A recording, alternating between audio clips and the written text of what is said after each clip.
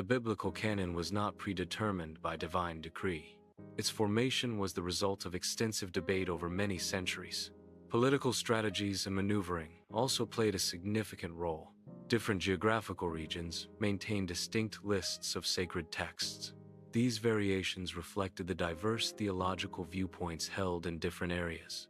Church councils in the 4th century were instrumental in establishing the official canon. Key councils include those held at Nicaea and Carthage. The decisions made at these councils defined which texts would be included in the canon.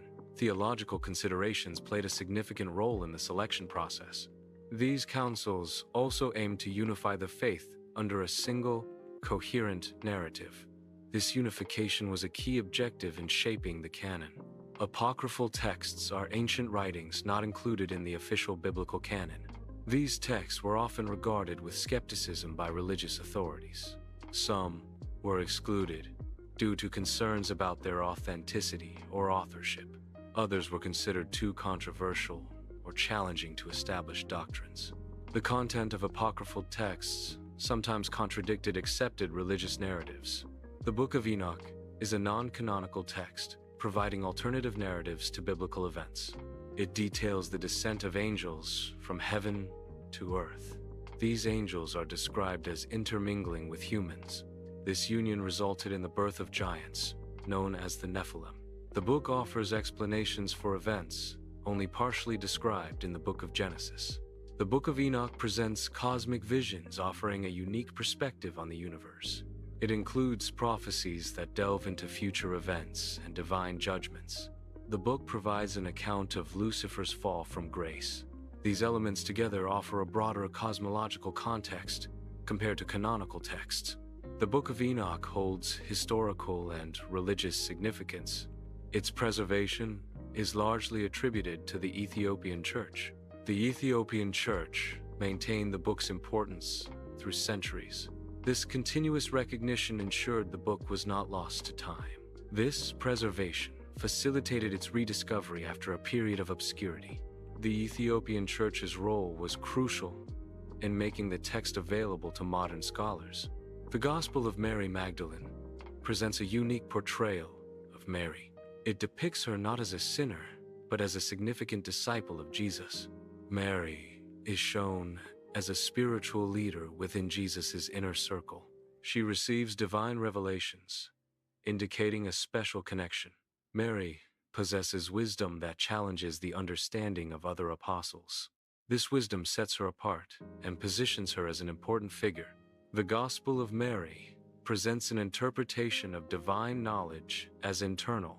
It posits that accessing true understanding does not rely on external religious institutions. The text suggests that adherence to external rules is not essential for spiritual insight.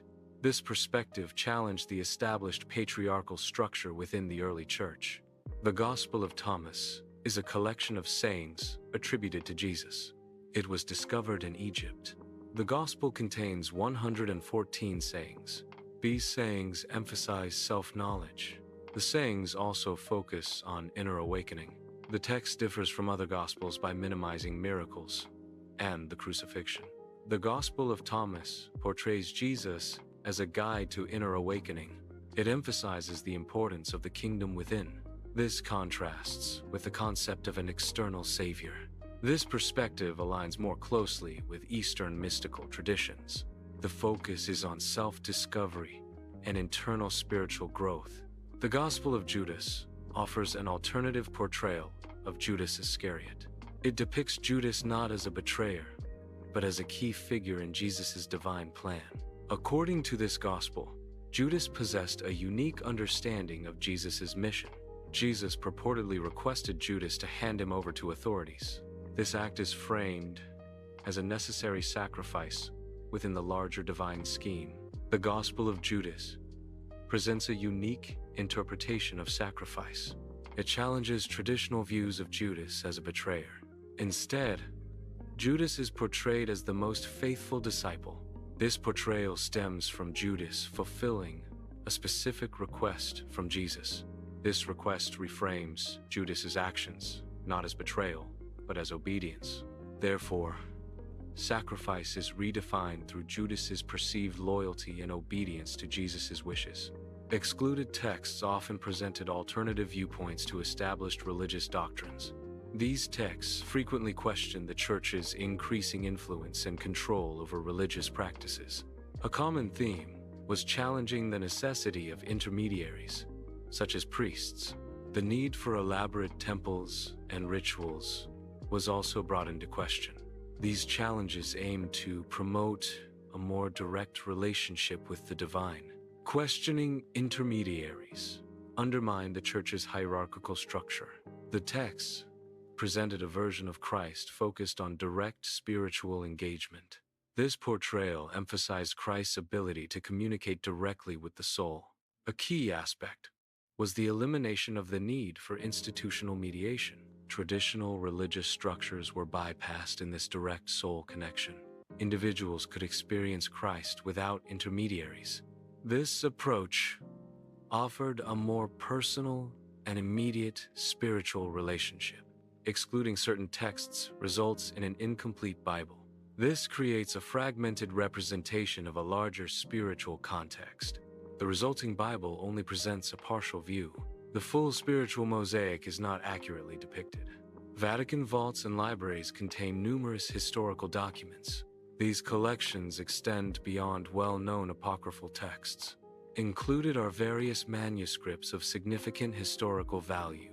Fragments of Gospels offer insights into early Christian writings. Letters from historical figures provide personal and political context.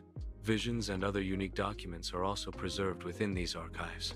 The Dead Sea area is a site of significant historical and religious discoveries. Discoveries such as the Dead Sea Scrolls have provided invaluable insights.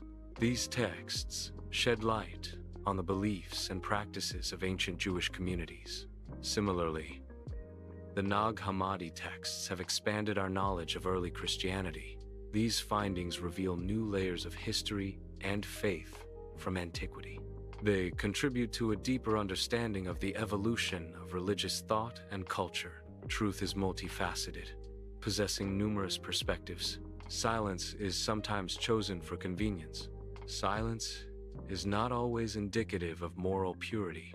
These discoveries highlight the complexities inherent in truth. Understanding truth requires considering multiple viewpoints. Convenience can be a motivator for withholding information. A comprehensive understanding of the Bible necessitates critical inquiry. Questioning established teachings is essential for deeper comprehension. Actively seeking out intentionally concealed information is crucial. Hidden narratives often provide key insights and alternative perspectives. Complete biblical literacy requires uncovering suppressed knowledge. Throughout history, those in power have sought to control information and narratives. A common method of control involves suppressing dissenting voices and texts. This suppression often targets works deemed subversive or threatening to the established order. Burning books is a symbolic act representing the attempt to erase ideas and limit knowledge. Despite facing censorship, some texts managed to survive. Monks played a crucial role in preserving these texts. They safeguarded fragments of the texts. Texts were hidden in caves to protect them from authorities. The texts were also passed down orally through generations. The survival of divine texts indicates resilience. This suggests a recurring nature of the divine message. Even attempts at censorship cannot permanently suppress it. The message consistently finds ways to resurface. This recurrence highlights the message's enduring importance. The essence of the divine message remains accessible despite suppression. The Forbidden Bible symbolizes suppressed or alternative perspectives on faith. It represents knowledge or interpretations deemed unacceptable by certain authorities. The act of listening signifies a willingness to explore unconventional ideas. This exploration challenges established norms within spirituality. It encourages critical thinking about religious doctrines. The Bible, in this context, acts as a catalyst for individual spiritual discovery. The exclusion of books often reflects specific historical contexts. Political factors significantly influence decisions made by authorities. Social factors also play a crucial role in the banning or restriction of certain books. Church authorities have historically been key decision-makers in book exclusion. Comparative theology analyzes different theological viewpoints. This analysis focuses on canonical and apocryphal texts.